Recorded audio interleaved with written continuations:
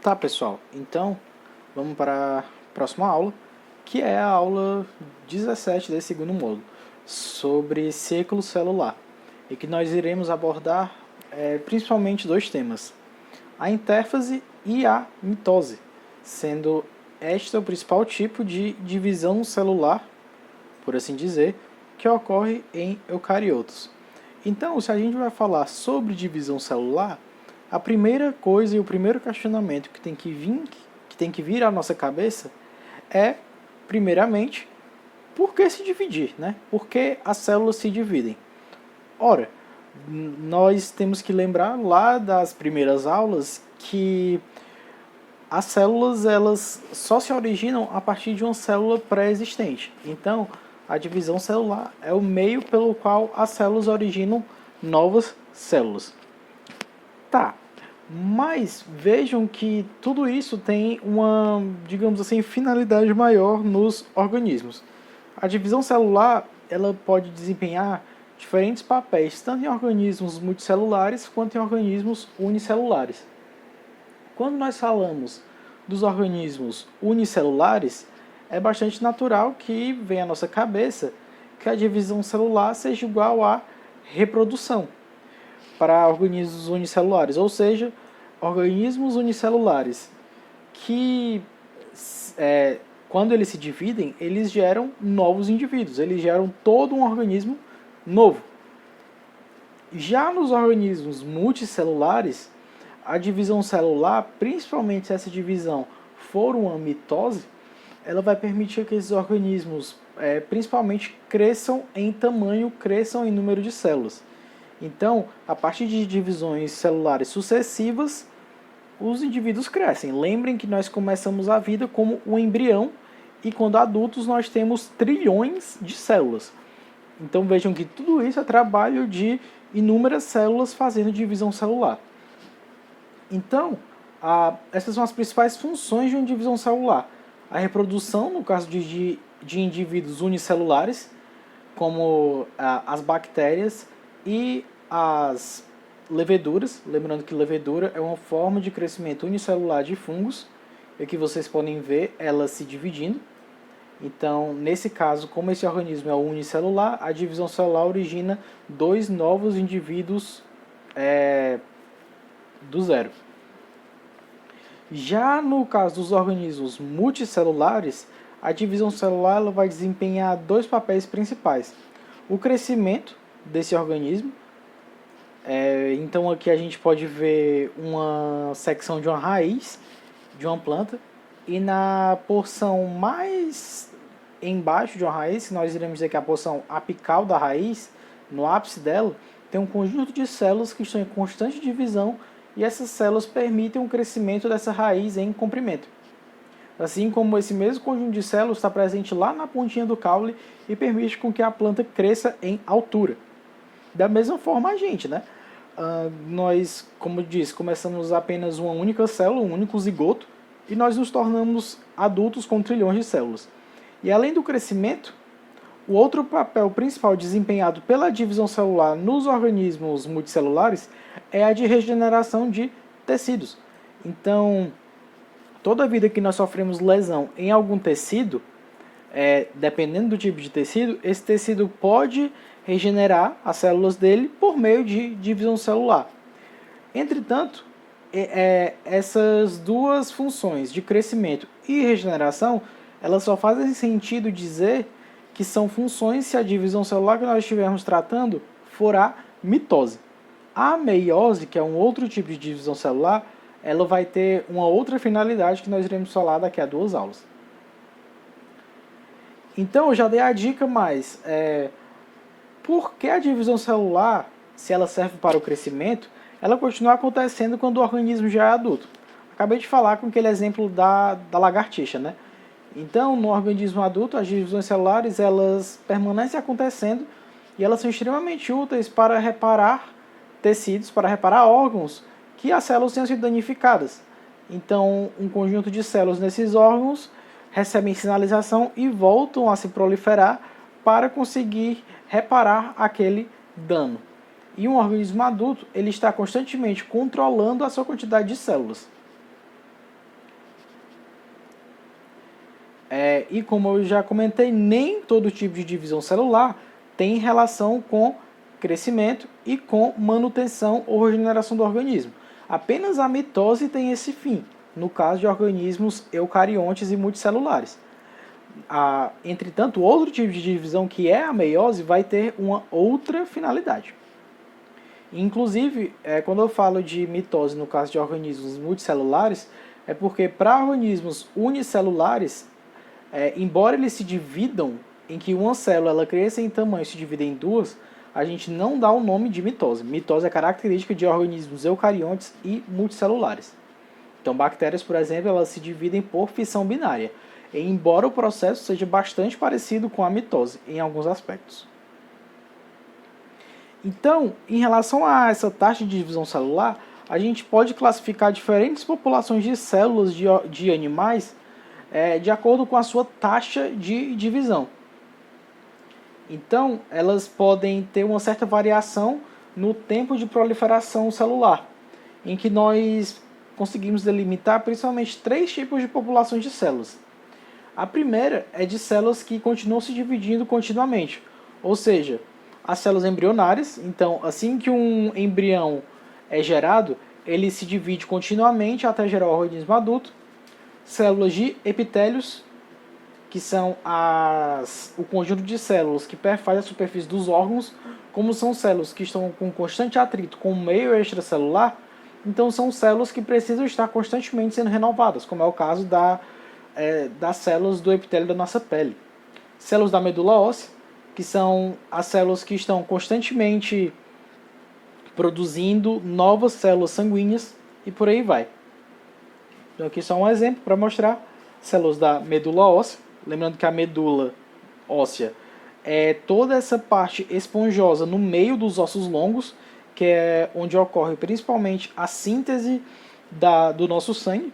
E aqui mostrando uma representação esquemática da pele, em que o epitélio é essa camada aqui mais externa, que por estar em contato direto com o meio externo, está havendo uma constante regeneração de células. Um outro tipo de população de células é aquelas em que elas geralmente não se dividem. Elas estão diferenciadas já, mas que, de acordo com certos estímulos, elas podem voltar a se dividir.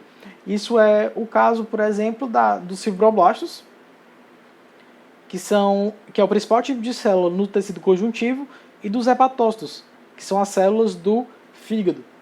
O fígado, por exemplo, quando ele sofre alguma lesão, ele é um órgão com altíssima capacidade de regeneração. Então, nesses momentos, essas células voltam a apresentar uma alta capacidade de poder se multiplicar. E o terceiro conjunto de células que a gente pode classificar são as que são terminalmente diferenciadas. Elas, uma vez que tenham alcançado a diferenciação completa, elas nunca mais voltam a se dividir. Então, é o caso clássico dos neurônios, você já deve ter ouvido falar nisso, e das células musculares, seja dos músculos estriados esqueléticos, ou seja do músculo estriado cardíaco. É por isso que quando as pessoas sofrem um ataque do coração, isso é bastante problemático. Por quê? Porque essas células que formam o músculo do coração, elas não se regeneram. Então, quando essas células morrem devido a um ataque cardíaco, assim como os neurônios, fica ali entre aspas, um vazio. Não é bem um vazio, na verdade, no caso do coração, forma o que nós chamamos de tecido fibrótico, mas é problemático porque a quantidade de células ali vai diminuir e a função daquele órgão vai ser comprometida. Certo? Então, quando nós falamos de ciclo celular, esse ciclo celular compreende principalmente 2 etapas. A intérfase, que é a etapa em que a célula está se preparando para se dividir e, portanto, ela vai crescer em tamanho e também crescer em conteúdo. Isso quer dizer que ela também vai multiplicar, duplicar o seu material genético. E a fase de divisão propriamente dita, que é a mitose. Então, sempre antes da mitose, a célula precisa passar por um estágio de preparação para a divisão. Fase essa que é a intérfase. E a intérfase, ela costuma ser a parte mais longa do ciclo celular. Então, a maior parte da vida de uma célula é dedicada à intérfase. E a menor parte é dedicada à mitose. Então esse período é tão grande por quê? Porque é o período em que a célula precisa realmente se preparar, quimicamente principalmente, para que ela possa se dividir em duas células filhas clones. Lembrando que nesse tipo de divisão, que é a mitose, uma célula mãe, ela cresce em tamanho, aumenta a sua quantidade de materiais para originar duas células filhas absolutamente iguais. Essa mitose é uma divisão clonal, que a gente chama. E a intérfase, como o próprio nome já diz, entre fases, ela é a etapa que se situa entre duas divisões mitóticas sucessivas. Ou seja, sempre que a célula não está se dividindo, sempre que a célula for se preparar para dividir, nós chamamos essa etapa de intérfase. E em relação à intérfase, que a gente vai dedicar uma parte dessa aula para abordar, ela pode ser subdividida em 3 etapas. G1, que é a etapa mais longa do ciclo celular, a fase S, que é a etapa mais importante, e a etapa G2. Então isso aqui é uma imagenzinha para representar o ciclo celular, em que vocês podem ver que a maior parte desse ciclo é dedicada à intérfase, principalmente a fase de G1. Temos aqui a fase S. Essa fase S é a fase que vai haver síntese de DNA, então é a parte em que todo o DNA da célula vai ser duplicado para que ele possa ser compartilhado entre as duas células filhas, e a fase de G2, que é a fase final da intérfase, para a célula enfim entrar na mitose, ou fase mitótica, que nós chamamos de fase M. Então vamos ver cada uma dessas etapas a seguir. Eu quero que vocês tenham em mente uma coisa. O principal papel da intérfase é o quê? Preparar a célula para se dividir. Logo, essas 3 etapas que perfazem a intérfase vão ter como finalidade duplicar o DNA da célula, principalmente, observar se esse DNA foi replicado corretamente e aumentar a célula de tamanho, e se ela está aumentando de tamanho, consequentemente, ela vai ter um aumento na quantidade de proteínas e de RNA. E essa etapa que leva a uma maior síntese de proteínas e de RNA é justamente a etapa de G1. Então, para que a célula cresça, ela precisa aumentar o seu aparato bioquímico. Logo, ela vai ter esse incremento na síntese de RNA e de proteínas nessa etapa que nós chamamos de G1. E nessa fase ocorre o que a gente chama de momento de decisão. Então, dependendo do tipo de célula, daquelas 3 populações que nós falamos há pouco tempo, ela vai, e dependendo do tecido em que ela esteja, ela vai decidir se ela sintetiza bastante RNA e proteínas, mas entra no que a gente chama de estado quiescente, que nós chamamos de G0, ou se ela continua na divisão, ou se ela continua na intérfase, para de fato se dividir, que foi o que nós vimos. Então, lembrem que esse estado quiescente é aquela população número 3, que são principalmente os neurônios, em que eles já são células terminalmente diferenciadas, quiescentes. Então, uma vez que a célula ultrapassa esse ponto R, esse ponto de regulação presente em G1, que é o que? Ela decidir se de G1 ela fica quiescente, indo para G0, ou se ela continua para a fase S, esse ponto de decisão é chamado de ponto R, que é presente nessa etapa G1. Então, quando vocês virem essa nomenclatura G0, esse G0 vem depois de G1 e não antes. Esse G0, então, significa que a célula está no estado quiescente. Ela não volta a se dividir. Ou ela só volta a se dividir se ela for devidamente estimulada da forma correta, que é o que acontece no caso dos fibroblastos e dos hepatócitos, mas não acontece no caso de neurônios e células musculares. Então, uma vez que a célula tenha passado esse ponto R, ela decide em ir para uma dessas duas etapas aqui. Então, quando a célula entra na fase S, o que acontece nessa fase? O grande negócio da intérfase é justamente a fase S. Por quê? Porque é onde vai haver a duplicação da quantidade de material genético da célula. Então, toda a fase de G1 é um preparatório para a fase S, caso a célula não se torne quiescente. Então, isso aqui é para mostrar para vocês uma representação desse ciclo celular por meio de horas. Então, G1 é a etapa que dura mais. E aqui a gente pode ver que aquele ponto R que eu falei, que passando dele, a célula pode continuar na fase S, ou não chegando a ele, a célula pode ir para G0 e se tornar quiescente. Então essa etapa S é o que eu considero a etapa mais importante. Como o próprio nome já diz, esse S significa síntese. É a etapa em que vai haver a síntese de DNA. Então vai haver uma duplicação da cromatina, originando duas cromátides irmãs. O que isso significa?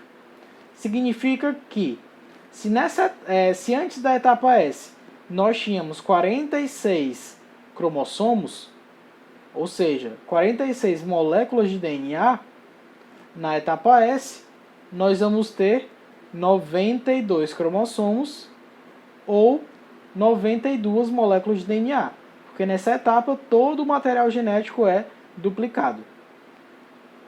E se cada cromossomo antes nós podíamos representar por um bastão, digamos assim, uma molécula lembrando que um cromossomo é uma molécula de DNA, então se antes cada célula tinha 46 moléculas de DNA, que nós podíamos apresentar dessa forma, em vários tracinhos ou vários bastões, agora nessa etapa, cada cromossomo vai estar duplicado. Então ele vai estar nessa seguinte forma que nós podemos apresentar. Que é, deixa eu fazer aqui de novo. Ele vai estar na forma de cromátide irmã. Vão haver duas cromátides irmãs, já que o cromossomo vai estar duplicado. O desenho ficou ruim, deixa eu fazer aqui de novo.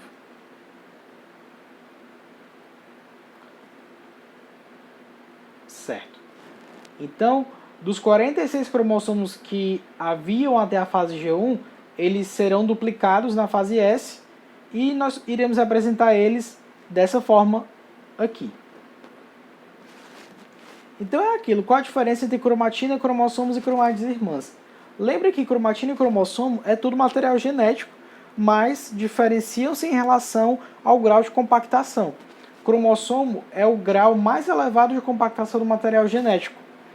E as cromátides irmãs nada mais são do que os cromossomos duplicados na etapa S. Então, qual a quantidade de DNA ao fim dessa etapa? Ora, o dobro. Se antes nós tínhamos para uma célula diploide 46 cromossomos, agora a gente vai ter 92 cromossomos ou 92 moléculas de DNA. Então, uma vez que a célula tem entrado na fase S, é o que a gente chama de ponto de não retorno. Ela deve continuar até se dividir. Então, é importante a gente dizer qual o mecanismo que permite essa duplicação do DNA na fase S. Nós dizemos que essa replicação do DNA ela é semi-conservativa. Por quê? Porque cada fita do DNA ela vai ser utilizada como um molde para a produção de uma nova fita. Então, observem aqui uma molécula de DNA. Lembrem que o DNA tem a estrutura de duas hélices de polinucleotídeos que interagem entre si. Então, para que o DNA seja duplicado, as 46 moléculas de DNA se tornem 92, o que é que vai acontecer? Todas essas moléculas vão sofrer dois processos. Então, para a replicação do DNA, ocorrem duas etapas. A primeira consiste na abertura dessa dupla hélice para separar essas duas fitas.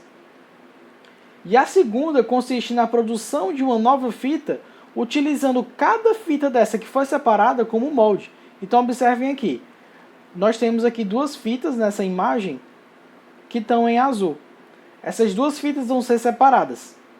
E cada uma fita dessa azul que foi separada vai servir como molde para que uma nova fita seja sintetizada, que é essa fita aqui que está representada em vermelho. E ela vai ser sintetizada utilizando o pareamento clássico, que é ATCG. Então, se antes a gente tinha aqui uma molécula, agora a gente vai ter duas. E por que ela é semiconservativa? Porque cada fita dessa molécula de DNA parental, que nós iremos dizer que é a molécula de DNA antiga, cada fita dessa antiga serviu como molde para a produção de uma fita nova. Então, nessas duas moléculas de DNA novas, metade dela é antiga e metade dela é nova. Porque metade dela é uma fita da molécula de DNA parental. Apenas uma única fita em cada molécula dessa de DNA nova foi produzida. Então, observem aqui. Aqui a gente tem uma fita de DNA inteira antes de se dividir.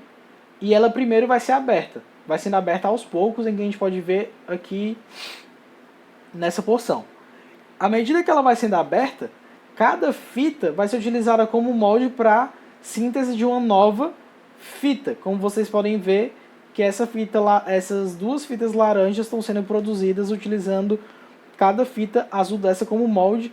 E essa síntese vai continuando aqui, ó, como vocês podem ver. À medida que vai abrindo uma fita, as duas novas vão sendo produzidas. Até que no final, a partir de uma molécula de DNA, duas moléculas tenham sido produzidas utilizando essa única como molde. E é isso que a gente chama de replicação semi-conservativa.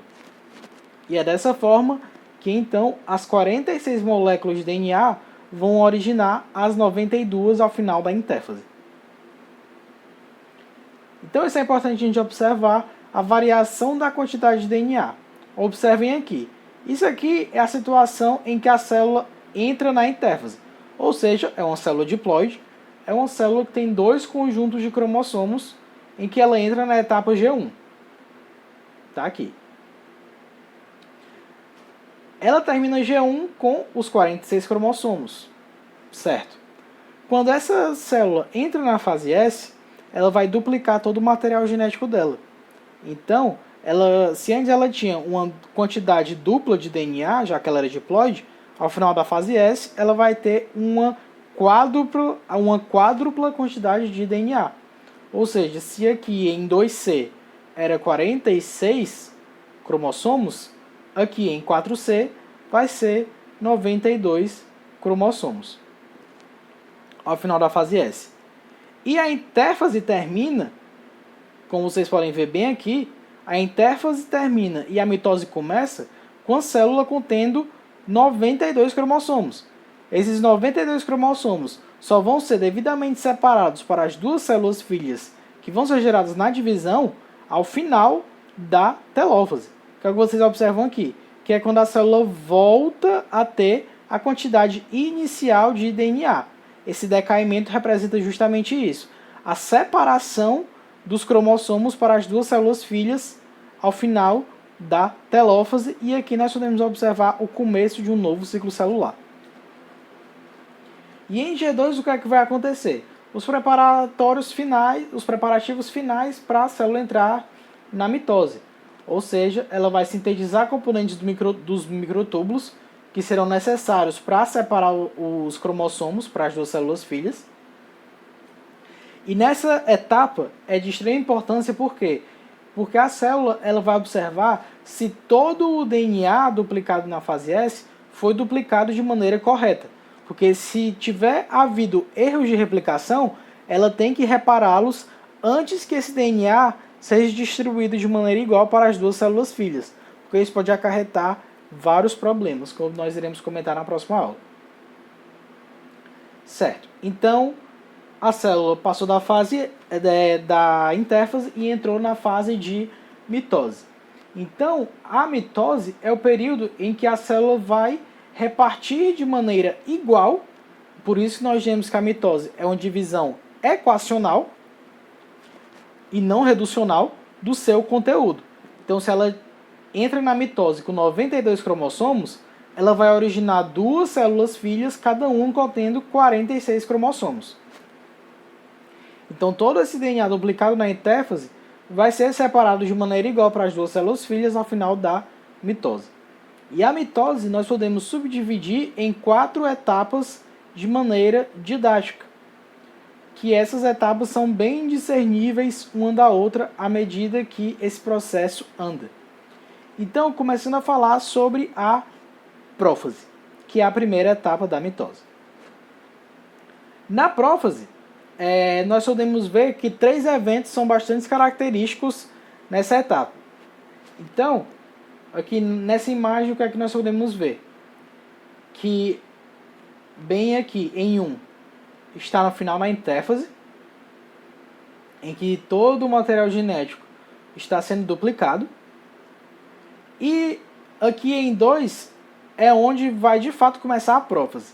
Então na prófase ocorrem alguns eventos que nós chamamos de eventos característicos dessa etapa, que são o quê? A condensação, a desintegração e a formação das fibras do fuso. O que significa cada um? A condensação significa que todo aquele material genético na forma de cromatina, ou algumas formas até de DNA um pouco mais compactas, que nós vimos na última aula, vão ser ainda mais compactadas, ainda mais espiraladas, até formar cromossomos. Então, durante a prófase, até chegar na metáfase, vai ocorrer uma intensa condensação do material genético até originar os cromossomos, que nós podemos ver aqui. Aqui está ainda antes de começar a prófase, em que vocês podem ver que todo o material genético está bastante enovelado.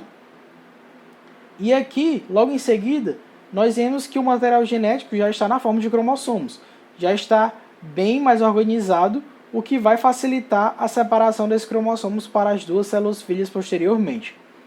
Então é isso que a gente chama de condensação. O que é essa etapa de desintegração? Nessa etapa de desintegração que ocorre na prófase, a membrana nuclear ela vai se desintegrar, para que esses cromossomos vão para o citoplasma da célula, o que vai permitir uma separação mais fácil desses cromossomos para as duas células filhas, que é o que vocês podem ver nessa etapa aqui. Vocês podem ver que todo o núcleo já foi fragmentado, os cromossomos já estão no citoplasma, e vocês veem a formação dessas estruturas em formato de redes. E essas estruturas são justamente o que a gente chama de fibras do fuso, que é o quê? Microtúbulos que vão se associar a esses cromossomos para facilitar a separação deles ao final da metáfase. Então aqui é outra representação da prófase, que nós podemos ver a condensação gradual do material genético, a formação das fibras do fuso e a desintegração da membrana nuclear, para que os cromossomos se encaminhem para o citoplasma. Ok. O que é que vai acontecer na metáfase? O evento característico da metáfase é que os cromossomos vão alcançar o máximo grau de condensação. Então, é a etapa melhor para que nós consigamos observar cromossomos em microscopia. É na metáfase. E nessa etapa, os cromossomos que agora estão no citoplasma, eles vão ficar todos eles emparelhados, um embaixo do outro, na metade da célula. Eles vão formar o que nós chamamos de uma fileira, digamos assim, na placa equatorial da célula. Por que esse nome? Justamente porque é a região mediana da célula. Então observem que a condensação continua a ocorrer até chegar no grau máximo aqui na metáfase. E todos esses cromossomos eles não ficam dispersos pelo citoplasma. Eles se organizam um enfileirado com o outro aqui na placa equatorial ou placa metafásica da célula. Todos eles estão alinhados na metade da célula. E vejam que essas fibras do fuso, elas se encaixam justamente em cada cromatide irmã. Lembrem do que é o conceito de cromatide irmã. É o cromossomo duplicado. Cada cromátide é uma cópia de um cromossomo. Então, se isso aqui for um cromossomo 1, nós temos duas cópias desse cromossomo 1, em que cada cópia é uma cromátide. Se aqui for cromossomo 2, nós temos duas cópias do cromossomo 2, em que cada cópia é uma cromátide e por aí vai. Então, vejam que aqui nós temos dois polos para a formação de fibras do fuso, em que cada fibra do fuso dessa vai se encaixar em cada cromátide de cada cromossomo. Lembre que o cromossomo aqui está duplicado. Então isso aqui é só para vocês verem. Os cromossomos duplicados na placa equatorial da célula e as fibras do fuso se encaixando em cada cromátide irmã. E aqui é o que nós podemos observar em microscopia eletrônica. Vejam que eles estão... Perdão. Vejam que eles estão aqui bastante eletrodensos. Então, para vocês verem como eles estão condensados. E bem aqui vocês podem ver as fibras do fuso se encaixando em cada cromátide irmã, na região do cromossomo que nós chamamos de cinetócoro. Então, só para vocês observarem mais uma representação esquemática, em que cada fibra do fuso vai se encaixar numa cromátide irmã. Vejam que, embora nós chamemos isso de um cromossomo, é um cromossomo duplicado, em que cada cópia nós chamamos de cromátide irmã, e cada fibra do fuso se encaixa em uma cromátide irmã, como vocês podem ver aqui. E isso é uma representação da metáfase em microscopia óptica. Vejam que todos esses cromossomos estão alinhados no meio da célula na placa metafásica. Certo? Na anáfase é a etapa em que cada fibra do fuso vai puxar cada cromátide irmã para o seu devido polo na célula. Então, como é que essas fibras do fuso puxam cada cromátide irmã? Elas se encurtam, de forma que esse encurtamento leva ao puxamento, se essa palavra existe, de cada cromátide irmã para o seu respectivo polo na célula filha.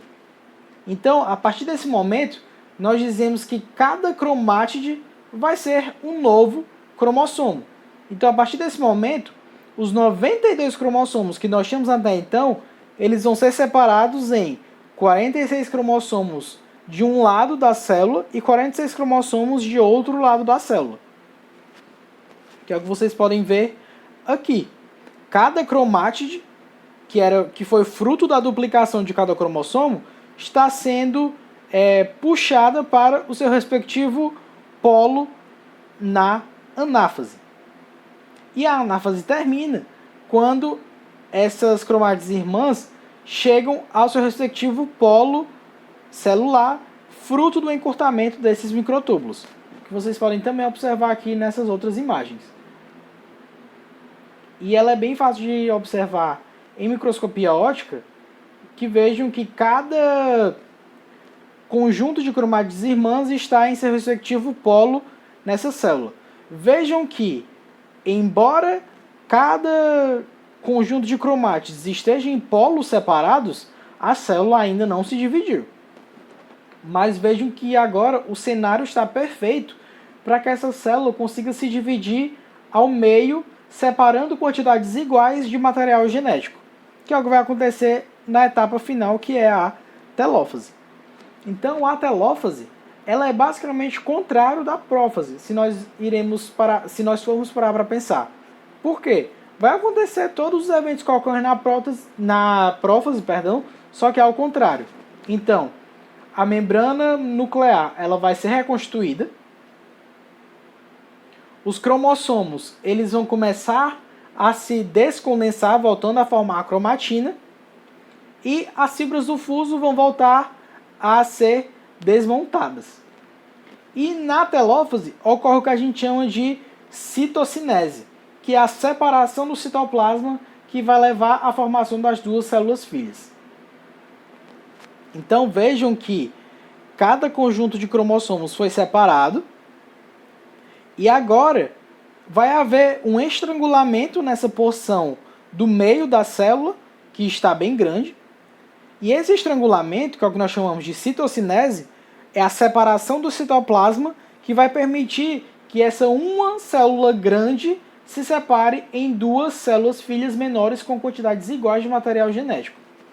Então vejam aqui que ao final da telófase vai haver essa separação do citoplasma, que nós chamamos de citocinese, que separa essa célula grande em duas células filhas, cada uma agora contendo 46 cromossomos cada. Isso, claro, se nós estivermos falando de uma célula humana. E observem aqui nessa imagem de microscopia, essa estrutura aqui no meio da célula, já se formando. E aqui nós podemos ver em cada polo que os cromossomos já não estão mais visíveis e que o material genético já está bem mais desorganizado, já está bem mais descondensado. Característico da telófase. Então, a citocinese em células animais ela é um pouco diferente da citocinese em células vegetais. Em alguns livros vocês podem ver que a telófase ela é separada de citocinese, e em outros livros eles colocam a citocinese como parte integrante da telófase. Mas tenham em mente que citocinese representa a divisão do citoplasma, que em última instância leva à separação dessa célula grande em duas células filhas com quantidades iguais de cromossomos, que é o que acontece aqui. Então, o que é que acontece na citocinese em células animais?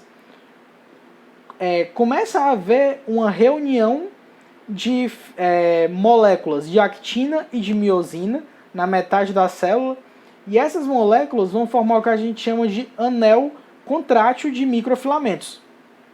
Esse anel contrátil de microfilamentos vai levar a uma contração, que essa contração leva ao que a gente chama de estrangulamento. E esse estrangulamento leva à separação dessa célula grande em duas metades, que no caso são as duas células filhas, cada uma contendo quantidades iguais de DNA, cada uma sendo, portanto, clones uma da outra e da sua célula parental.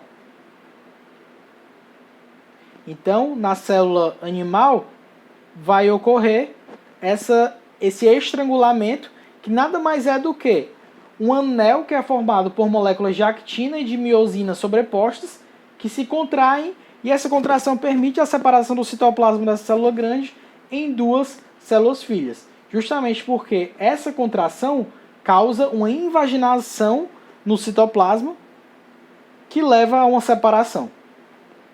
Aqui só para vocês verem melhor como ocorre esse anel contrátil e, consequentemente, que leva à separação, à citocinese na célula animal.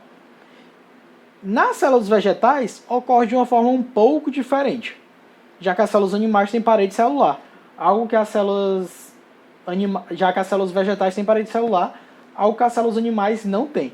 Então, nas células vegetais, a gente diz que a citocinese ela é centrífuga, pois ela ocorre de dentro para fora, enquanto que a citocinese nos animais ela é centrípeta, pois ela ocorre de fora para dentro. É como se vocês imaginassem, por exemplo, nas células animais, como se um animal estivesse mordendo essa célula grande, e essa mordida separa essa célula grande em dois pedaços iguais.